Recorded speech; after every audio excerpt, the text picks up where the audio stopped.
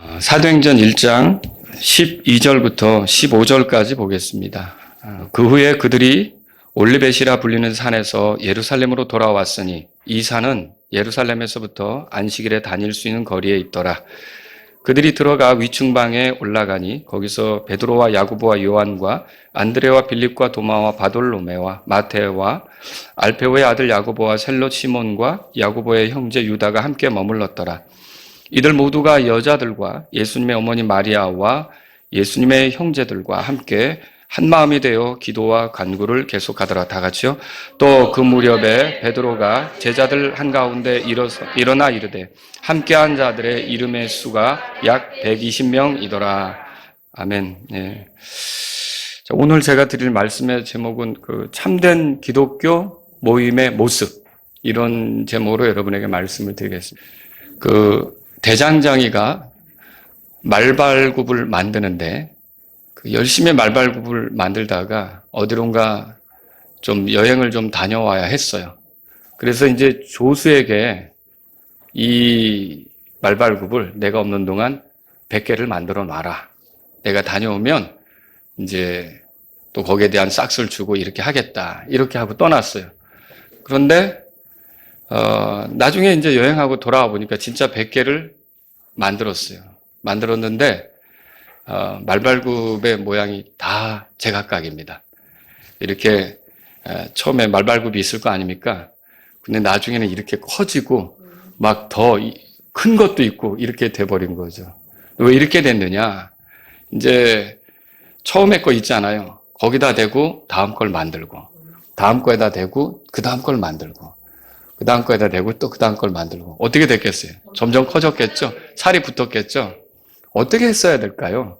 원래 주고 간 거 있잖아요. 그거에 맞게 다 그 크기로 이렇게 했어야 제대로 된 말발굽이 나왔겠죠. 여러분, 지금의 교회가 처음에 주 예수님께서 세우신 교회와 모습이 같다고 생각하십니까? 예, 같으려고 노력은 하고 있죠?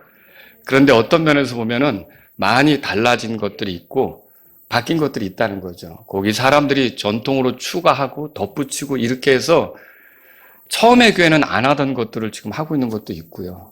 그런데 우리가 교회에 대해서 이해하려면 처음에 교회 모습이 어떠했는가, 주님을 생각하며 모였던 사람들이 어떠했는가, 이걸 살펴볼 필요가 있다는 거예요. 물론 사도행전의 교회 모습이 처음에는 이방인이 더해지지 않아 어떤 과도기적인 그런 모습이 있기는 하지만 그럼에도 불구하고 우리가 교회를 이해하고 오늘날 우리가 주님이 기뻐하시는 교회 모습을 이루려고 할 때는 그 처음에 있었던 교회 모습을 살펴보는 게 필요하다는 거죠.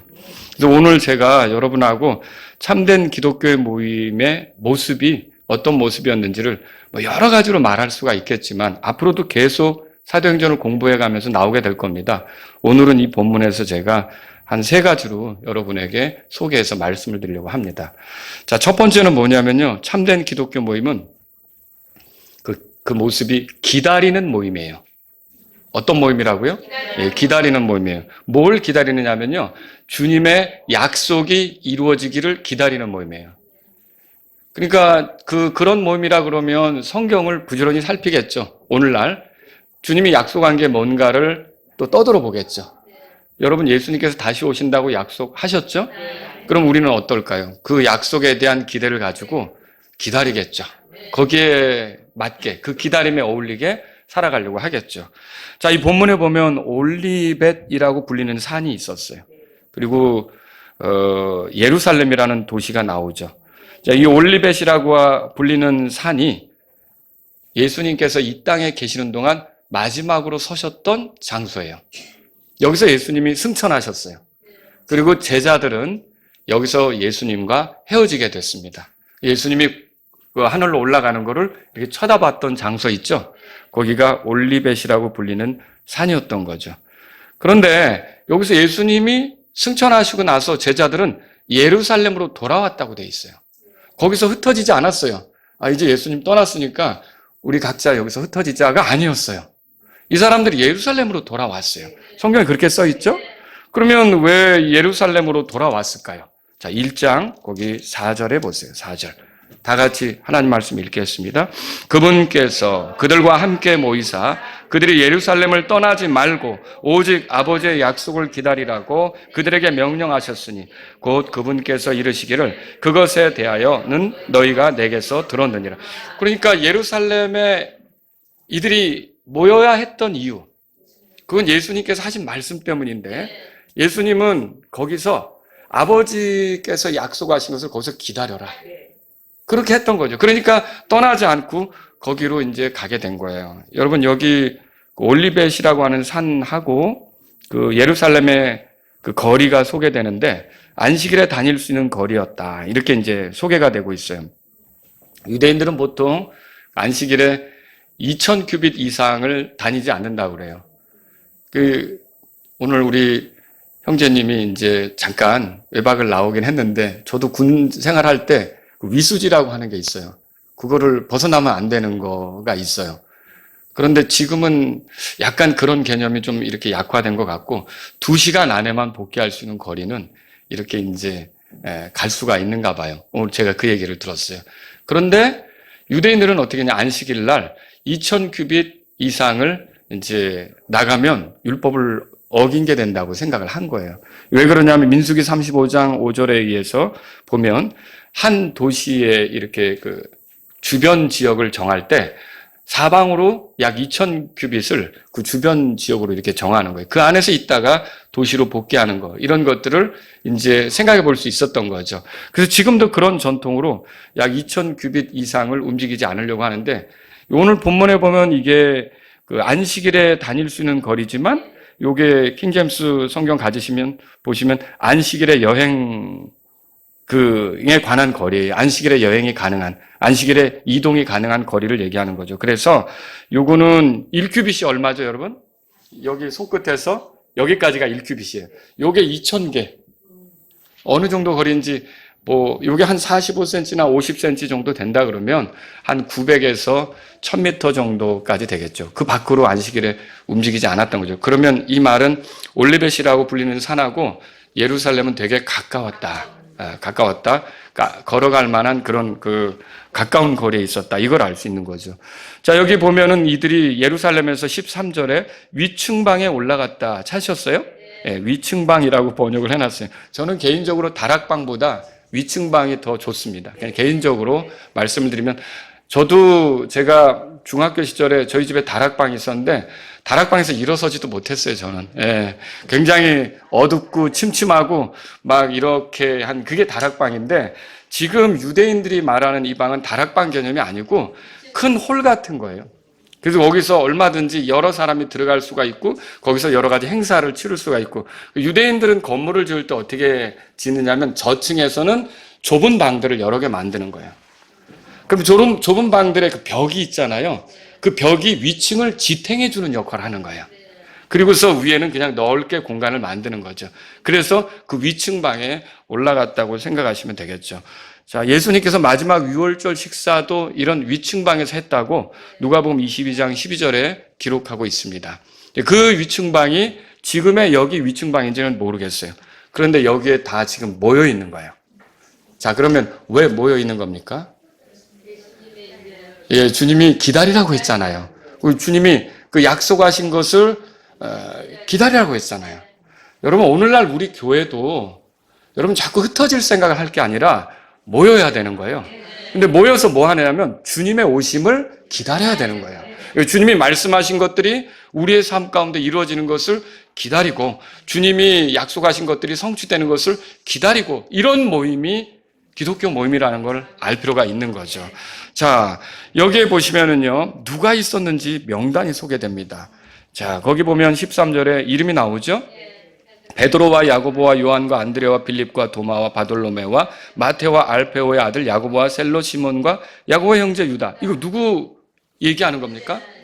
예수님의 사도들, 그 12명에 속한 사람들을 언급한 거예요. 그런데 여기서 한 사람 빠져 있어요. 누가 빠져 있습니까? 가룟 유다가 빠져 있죠. 가룟 유다는 살아 있습니까, 이때? 네, 죽었죠, 이미. 스스로 목숨을 끊었어요. 왜? 내가 죄 없는 그 예수님을 이렇게 넘겨준 거, 이건 정말 부끄러운 일이라는 걸 깨달았는데, 그게 자기 자신에게는 감당이 안 되니까 스스로 목숨을 끊으면서 내가 이런 걸 할 짓이 아니었다는 걸 이렇게 드러낸 거죠. 그런데 이 가룟 유다에 대해서 예수님이 뭐라고 말씀하셨느냐?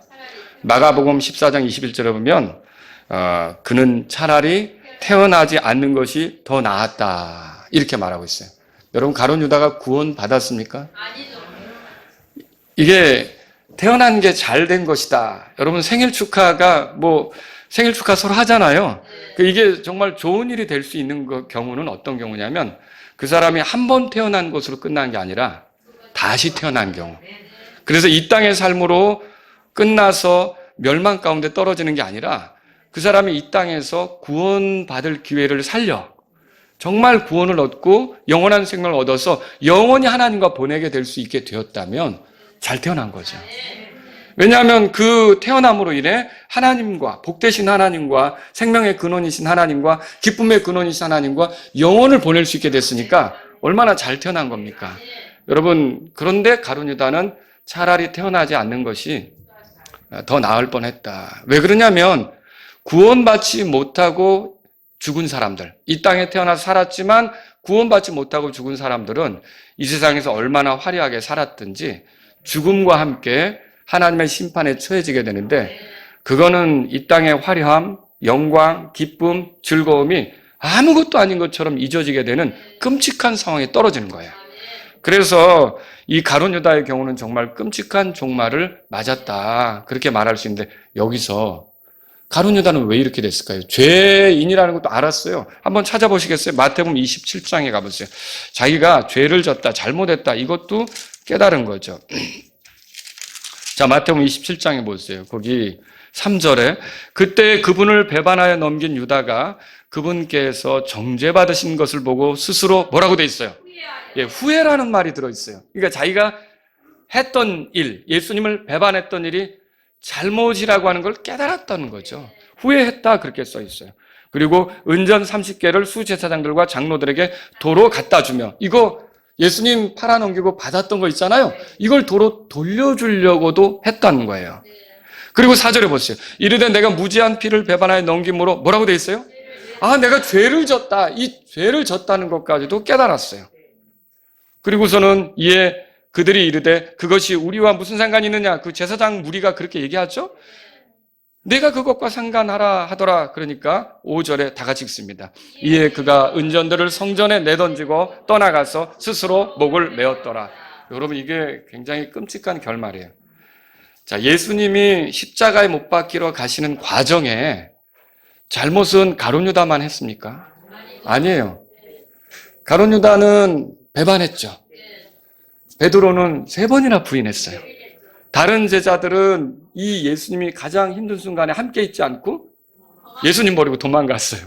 그러면 다 잘못한 거 아닙니까? 그런데 어찌 가룟 유다만 이렇게 멸망의 아들, 멸망한 사람이 되었느냐? 어떻게 이렇게 심판으로 떨어지는 사람이 되었느냐? 이거는 한 가지 이유 때문에 그래요. 죄인이라는 걸 알았지만 자기 죄에 대해서 예수님이 그걸 해결해 주실 수 있다고 믿지 않은 거죠. 그래서 어떻게 했냐면 자기 스스로 그 죄에 대한 최면, 내가 이렇게 살 수는 없는 인간인데 자기 스스로 그걸 해결하려고 한 거예요. 근데 다른 제자들은 어때요? 결국은 그들도 부족한 게 많지만 예수님의 죽으심, 묻히심, 부활이 결국은 그들을 위한 것이다. 내가 이렇게 부족하고 내가 이렇게 죄를 짓고 이렇게 연약하다 하더라도 예수님께서 내 죄에 대해서 처리하시려고 바로 그 십자가의 죽음이 있었던 거다, 이렇게 믿었던 거죠. 그러니까 참된 기독교는 어떤 것이냐면 죄인인 것을 깨닫는다고 끝나는 게 아니라 그 자기가 지은 죄들에 대해서 예수님이 해결해 주신다고 믿는 사람들이 참된 기독교예요. 그렇게 모인 사람들이 참된 기독교를 이루는 거죠. 그래서 가룟 유다가 좀 안타까운 것은 예수님 가장 가까이 있었으면서도 예수님이 하시는 거 봤죠. 사람들 고치고 또 가르치고 마귀 내쫓고 또 예수님이 하나님으로서만 행하실 수 있는 특별한 일들을 봤잖아요. 근데 그 가까운 데서 그 모든 걸 목격하고도 결국 지옥으로 떨어진 그런 사람으로서 이렇게 종교적이고 기독교 교회 안에 있고 교인들과 섞여 있지만 지옥으로 떨어질 수 있는 사람이 있다는 걸 보여주는 예가 되는 거죠. 여러분 그렇습니다. 참된 기독교는 뭐냐면요. 내가 죄인이지만 내 죄에 대해서는 예수님이 십자가에서 해결해 주신다. 그분이 죄인을 대신해서 죽는 건데 내 죄 때문에 죽으셨다. 내가 그분을 의지한다면 내 죄에 대한 심판은 하나님으로부터 없다. 주어지지 않는다. 나는 정죄받지 않고 의롭게 된다. 이걸 믿는 사람들이 모여서 참된 기독교를 이루는 거라는 거죠. 여러분 그걸 알아야 돼요. 또 여기 누가 있었냐면 여자들이 있었어요. 그 사도행전 1장으로 돌아가 보시면 거기에 그 14절에 이들 모두가 여자들과 함께 있었다 그렇게 돼 있죠. 누가복음 8장 2절 3절에 보면 막달라 사람 마리아, 요한나, 수산나가 나오고요. 누가복음 24장 10절에 보면 야고보의 어머니 마리아와 또 뭐 다른 여자들이 나와요. 그리고 마태복음 27장 56절에 보면 세베대의 아이들의 어머니, 그 세베대의 아이들은 누군데요? 야고보와 요한이죠. 야고보와 요한의 어머니도 거기 있었다. 이뿐만이겠어요? 다른 많은 여자들이 여기 있었겠죠. 그 교회 절반은 자매님들인데. 그렇죠? 많은 여자들이 있었겠죠. 그렇죠? 여기도 그렇게 했을 거라는 거죠. 그리고 또 여기에 누가 있었느냐? 14절에 보니까 예수님의 어머니 마리아와 예수님의 형제들이 함께 있었다. 그렇게 써 있어요. 여기서 우리가 이 마리아에 대해서 좀 생각해 볼 필요가 있어요. 여러분, 여기 마리아는 예수님의 어머니라고 돼 있죠? 예수님의 모친이에요. 마리아가 예수님의 어머니 마리아가 기록된 건 성경 기록상 여기가 마지막 본문이에요. 그러니까 이 뒤에는 마리아가 안 나오는 거예요. 그러니까 예수님의 어머니 마리아가 안 나온단 말이에요. 자, 그런데 안타깝게도 참된 기독교가 아닌 거짓된 기독교는 그 사람들이 기독교라고 표방을 해요. 근데 거짓된 기독교는 특징이 뭐냐면 마리아에 대한 거짓말을 너무 많이 만들어낸 거예요. 뭐 어떤 것이냐면 마리아에게는 죄가 없다. 맞아요? 모든 사람이 죄를 지어. 이 말이 하나님의 영광에 이르지 못한다 그랬는데, 그리고 마리아는 하늘로 승천했다. 요 뒤로 예수님 승천 기록은 나오지만 마리아가 승천했다는 기록이 성경에 나옵니까? 아니에요. 또 마리아가 우리의 기도를 받으신다. 아니죠. 마리아는 예수님과 같은 중보자다. 아니죠. 마리아는 하나님의 어머니다. 육체가 되신 예수님의 어머니이긴 하지만 하나님의 어머니는 아니죠. 그렇죠. 여러분 이 본문을 보시면 뭘 알 수 있냐면 마리아가 이 무리 속에 같이 있었다는 것은 마리아가 기도받는 대상이 아니라는 걸 보여주고 있어요. 마리아도 기도하는 자들 중에 함께 있어서 같이 기도하고 있었던 거죠. 자, 로마 가톨릭은 마리아의 위치를 격상시켜서 마리아에게 기도하도록 가르치고 있죠. 제가 처음 성당에 간 것은 처음이자 마지막으로 그 군대에 있을 때 그 캐톨릭 군종병이 제 고참이었는데 한번 가보자고 그렇게 해서 제가 한번 어떤 곳인가 좋아 이번 기회에 한번 가보자라고 갔는데 그 성당 있잖아요. 건물이 입구에 마리아상이 있는 거예요. 거기 있는데 그 최병장께서 거기 딱 들어가시더니 이렇게 딱 기도를 하시는 거예요. 근데 왜 저기다 기도를 하지? 마리아상인데. 어쨌든 그렇게 배운 거예요. 근데 여러분 보세요. 그렇게 성당 앞에서 기도를 하는데 그렇게 하는 거는 지금 성경하고 맞질 않습니다. 참된 기독교는 마리아에게 기도하지 않습니다. 오히려 마리아가 기도하는 사람들 틈에 섞여서 지금 여기 사람들 가운데 같이 있어서 아버지의 약속하신 것을 기다리며 기도하고 있었다는 거죠. 자, 그래서 다른 사람들과 섞여 있던 마리아를 보는 거예요. 거기서 다른 사람들이 다 기도하면 마리아가 저쪽에서 기도하시오, 내가 들어주겠소. 이거 아니라는 거죠. 참된 기독교는 그렇게 생각하지 않는다는 거죠. 마리아는 또 영원한 동정녀가 아니에요. 우리가 사도신경을 암송하지 않는 이유 중에 하나가 동정녀 말에게 나시고 그러는데 그때 말하는 동정녀를 그 단어 자체가 캐톨릭 교회에서 만들어낸 건데 이 단어가 뭘 얘기하는 거냐면 마리아가 예수님을 낳기 전에도 동정녀였지만 예수님을 낳고도 누구도 낳지 않았다는 얘기죠. 그 평생 동정녀라는 거죠. 그래서 그게 이제 어떻게 보면 사도신경에서도 동정녀 마리아에게 나시고 이 말이 나오게 된 거예요. 여러분이 그 말 뜻을 이해하시려고 한다면. 그런데 여러분 오늘 본문엔 뭐라고 돼 있어요? 14절에 예수님의 형제들이 등장하는 거예요. 그러면 이 말 자체가 마리아가 예수님을 낳고 아무도 안 낳은 겁니까? 아니죠. 낳았죠. 그래서 마가복음 13장 33절에 보면 예수님의 동생들의 이름이 기록되어 있어요.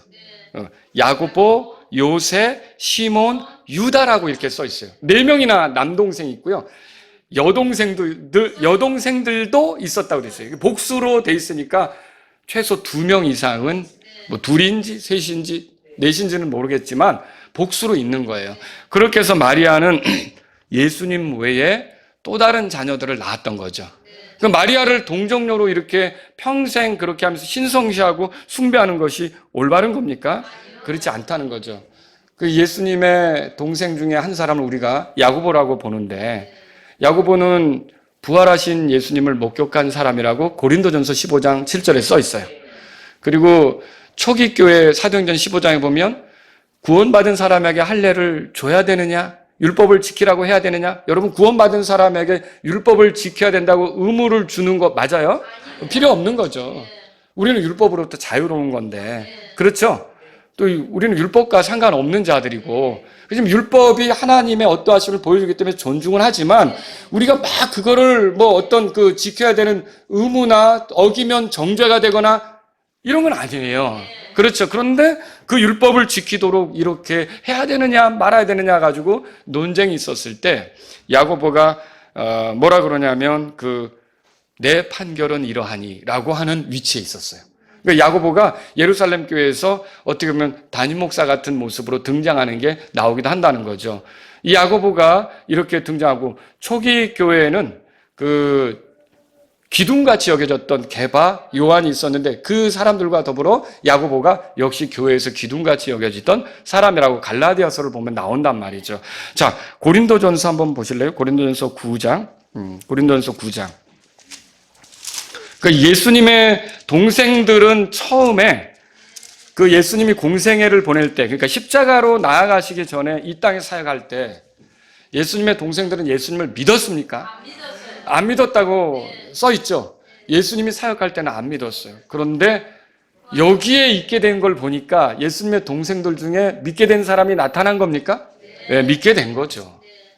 아마 부활하신 주님을 목격하고 믿었을 수도 있고 또 그런 얘기를 전해 듣고 믿었을 수도 있고 우리 형으로만 알았는데 나하고 혈육을 뭐 이렇게 이제 어머니가 같은 형제로만 알았는데 이분이 우리를 구원하러 오신 그리스도구나. 이렇게 깨닫고서 예수님을 믿게 된 사람들이 있었다는 거죠. 그 동생들 중에.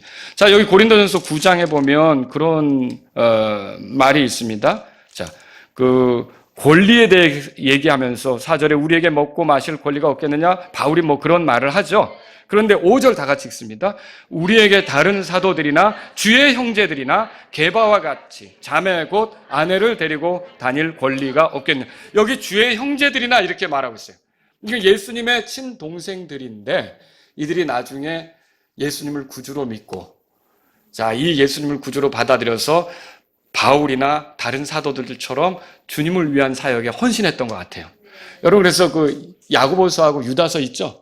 이게 예수 그리스도의 종이라고 소개하고 있는데 이 야고보서하고 유다서를 예수님의 동생들이 쓴 걸로 보고 있거든요.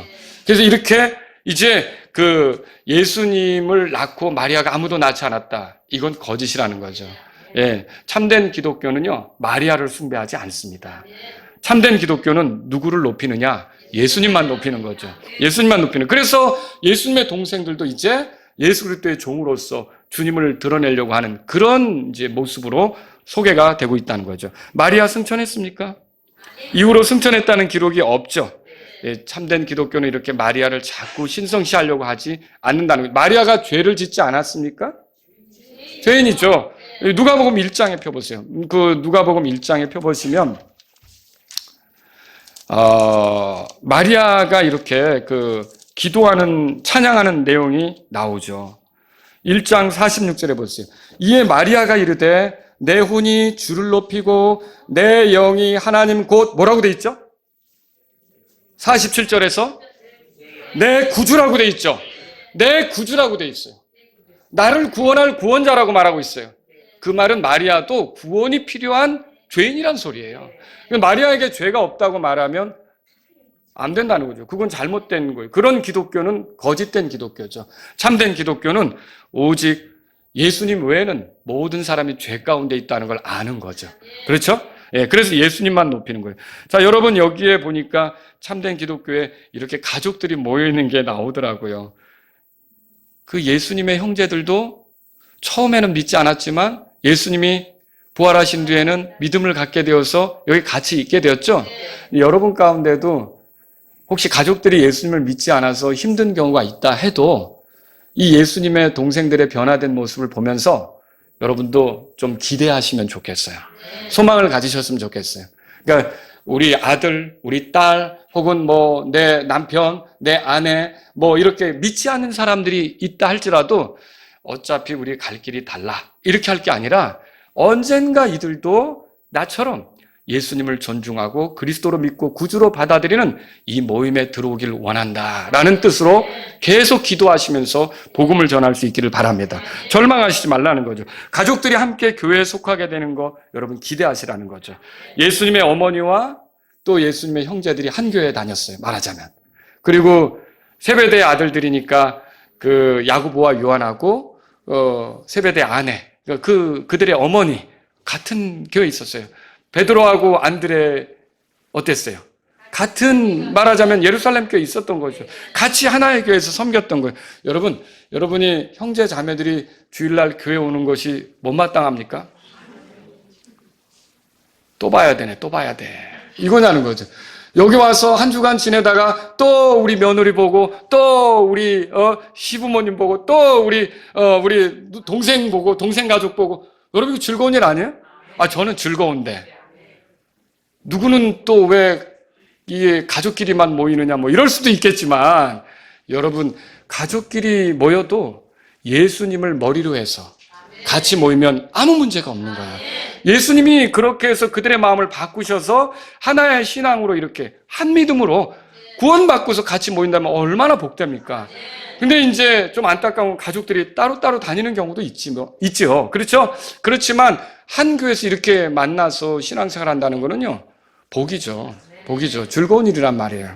자, 이렇게 참된 기독교는 같이 모여서 아버지의 약속하신 것, 주님의 약속하신 것을 기다리는 모임이었다. 이렇게 생각하시면 되겠습니다. 두 번째로요, 참된 기독교 모임은 어떤 모임이냐면 기뻐하는 모임이에요. 왜 이렇게 기뻐할까요? 주님에 대한 이해가 생겼기 때문에 기뻐하는 거예요. 이거 보세요. 여기 사도행전 1장에는 그 위층방에만 모였다고 나오지만 이 사도행전을 썼던 누가는 사도행전 24장에서 이렇게 썼어요. 한번 보세요. 사도행전 24장으로 가보세요. 자, 24장. 자, 끝에 보세요. 50절에. 그리고 그분께서 그들을 베다니까지 데리고 나가셔서 자신의 두 손을 들어 그들을 축복하시더라. 아마 올리벳 산이 올리벳이라고 불리는 산이 거기에 있었던 걸로 보여져요. 베다니 쪽에. 또 일이 일어났으니 곧 그분께서 그들을 축복하시는 동안 그분께서 그들에게서 떠나 뭐라고 되어 있어요? 하늘 속으로 올려주시더라. 누가복음 24장 51절 읽었어요. 승천했다는 말이죠. 자, 누가복음 24장 51절 읽었고요. 52절을 우리 같이 읽어볼게요. 52절, 53절 누가복음 24장 같이 읽겠습니다.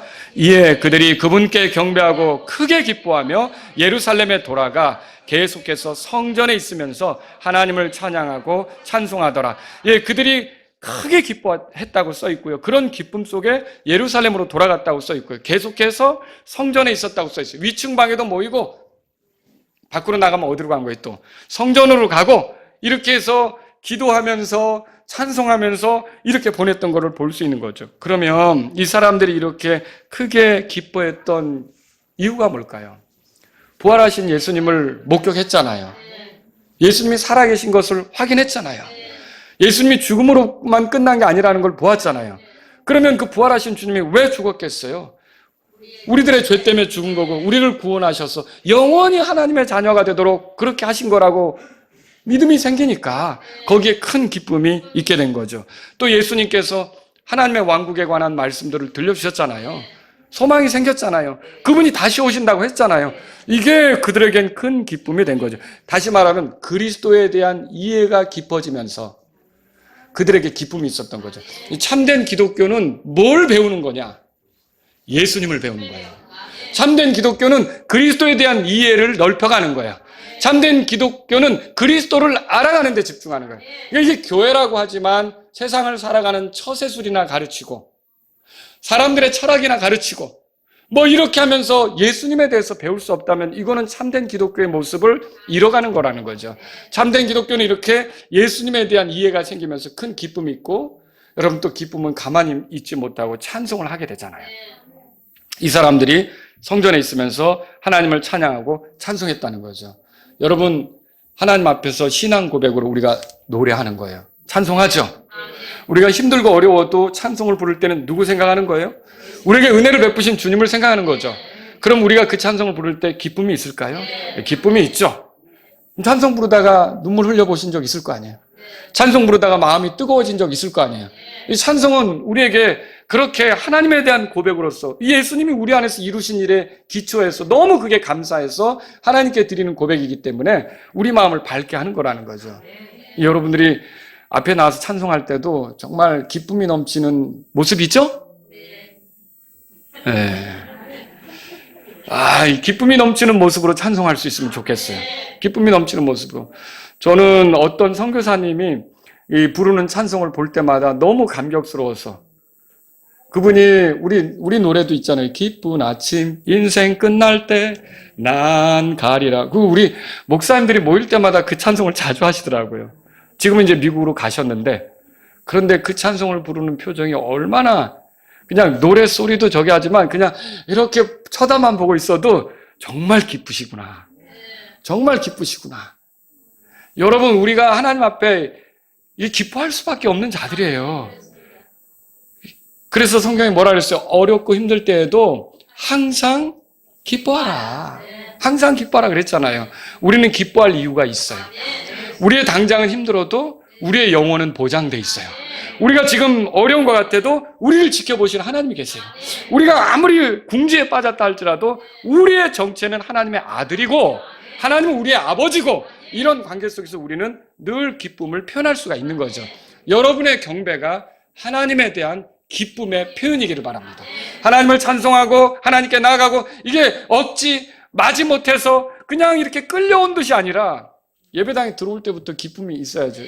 어떠셨어요? 오늘 예배당 오시면서 기쁘셨어요?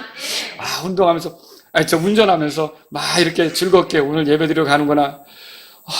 엄마한테 잡혀가지고 또 끌려가네. 이런 거 아니죠? 여러분이 구원받았다면, 정말 참된 기독교라면 하나님을 향한 기쁨이 있어요. 이거는 부인할 수가 없는 거예요. 그래서 여기 참된 기독교의 두 번째 특징은 뭘 볼 수 있습니까? 기뻐한다라고 하는 걸 볼 수 있는 거죠. 그들은 그 기쁨 속에서 한 가지를 기다린 거예요. 뭐예요? 이 약속하신 거. 성령님을 기다린 거죠. 그래서 그 성령님이 오셔서 그들과 함께하는 그런 삶에 대한 갈망으로 거기에 이제 우리가 있었던 것을 생각해 보는 거죠. 자, 세 번째로 참된 기독교의 모임은요, 어떤 모습이냐면요, 기도하는 모임이에요. 기도하는 모임이에요. 이게 주님의 권능을 바라고 기도하는 모임이다라고 하는 거죠. 자, 여기 15절에 보면 몇 명이 모였다고 써 있어요? 120명이 모였다고 써 있죠. 그들의 이름의 수가 그렇다고 한 걸 보면요, 함께한 자들의 이름 수가 그렇다고 하는 걸 보면 그 120명의 명단을 댈 수가 있겠죠. 근데 이제 누가는 그 120명의 이름을 다 소개하지는 않습니다. 자, 일부만 이렇게 소개한 거죠. 누가 거기에 있었겠어요? 예수님의 사도들 당연히 있었고, 또 여자들이 있었다고 그랬고, 예수님의 어머니, 예수님의 형제들이 있었고요. 또 베다니가 가까우니까 베다니의 삼남매도 왔을 수 있습니다. 그리고 여러분, 예수님을 장례 치른 아리마대 사람 요셉이나 니고데모 같은 사람이 왔을 수도 있고요. 하여튼 예수님을 통해 소망을 갖게 된 사람은 다 모였겠죠.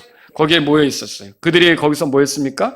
기도와 간구를 했어요. 기도와 간구를 어떻게 했습니까? 14절에 보니까 계속해서 했다고 돼 있어요.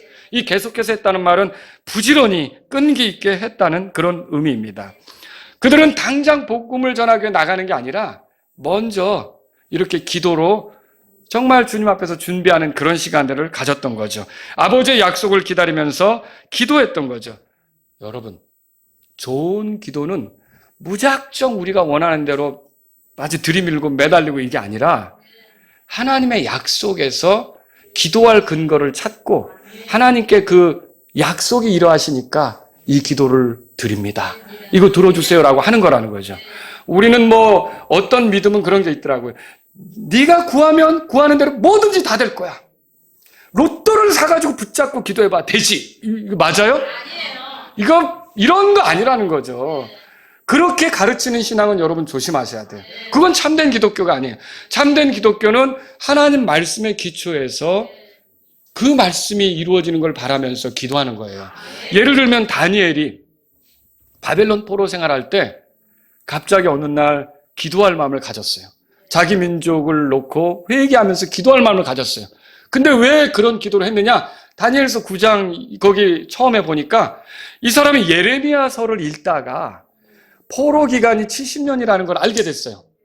그러면 포로 생활을 거의 70년 했는데 이제는 자기들이 돌아가야 될 때가 된 거를 알게 된 거죠.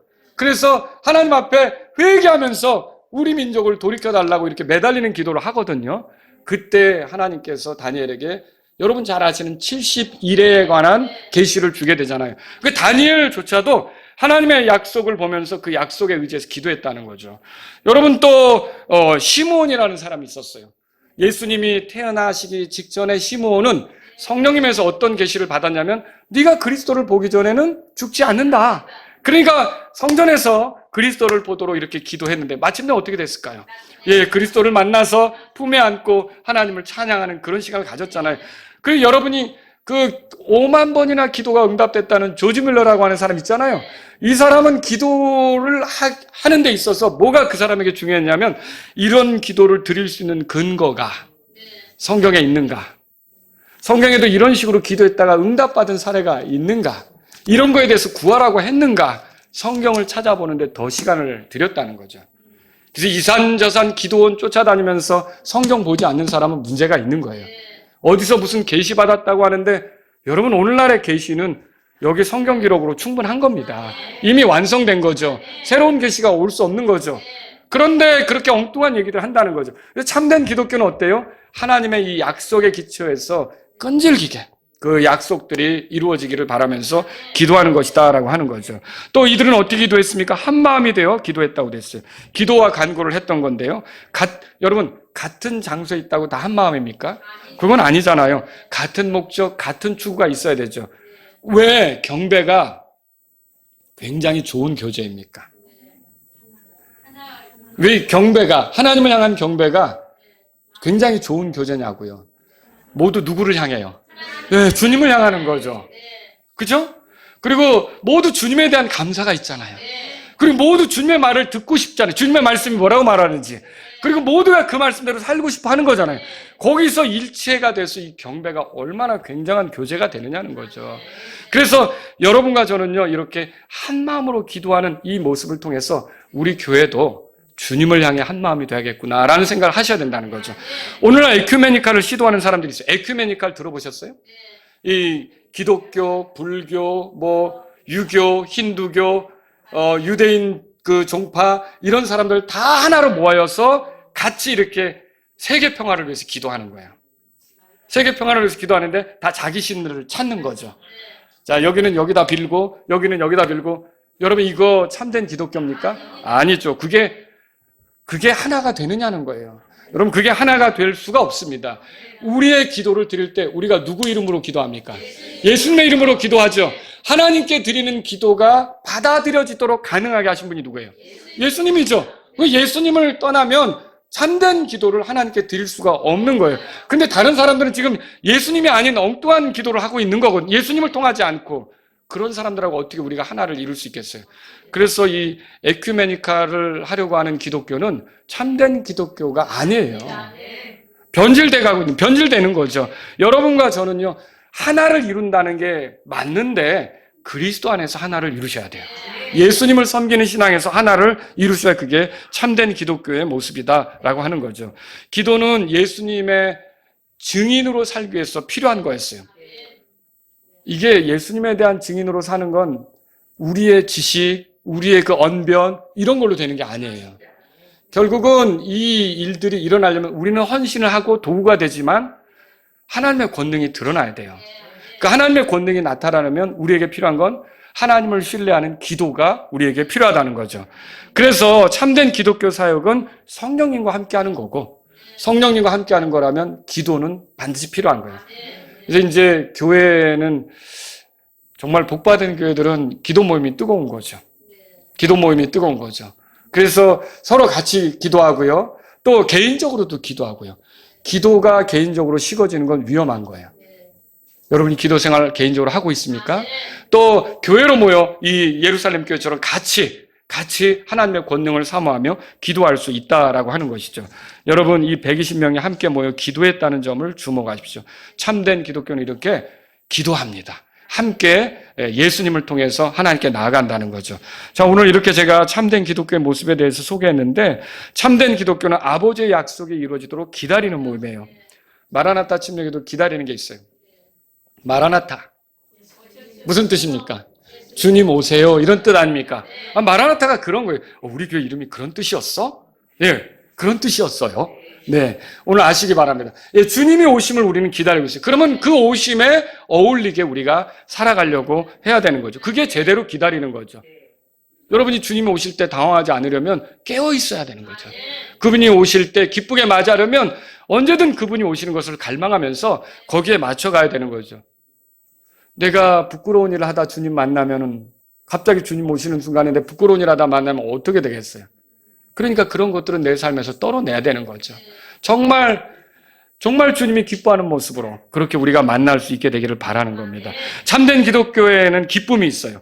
비록 그들의 삶이 쉽지 않아도 이 땅에 그들을 위해 찾아오신 예수님 때문에 기쁨이 있는 거죠.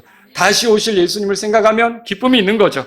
이 땅이 전부가 아니라 그분이 세우실 왕국을 생각하면 기쁨이 있는 거죠. 기쁨이 가득한 교회는 찬양이 넘치고 찬송이 뜨겁게 되는 거죠. 여러분 마라나타 침례교회도 찬송이 뜨거운 교회가 되기를 바랍니다. 시편 4편 7절에 주께서 내 마음속에 기쁨을 두셨사오니 그들의 곡식과 그들의 포도음료가 늘어날 때보다 그 기쁨이 더 크니이다. 예, 세상적으로 뭔가 잘 되는 사람보다 나에게는 큰 기쁨이 있는데 누구 때문입니까? 예, 예수님 때문이라는 거죠.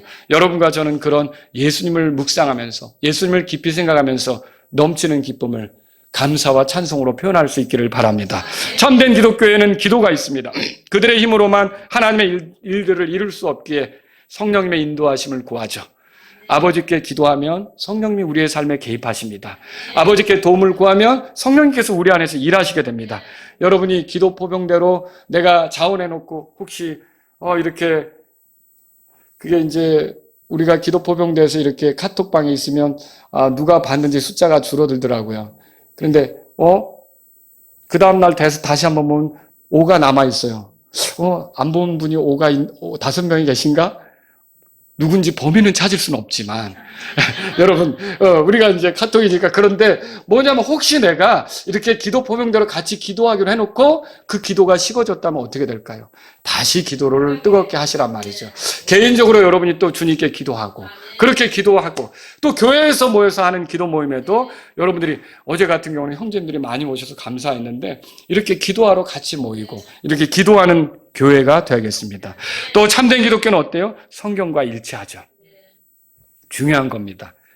마리아를 높이는 거, 마리아를 신성시하는 거 성경 기록하고 맞습니까? 그렇지 않죠.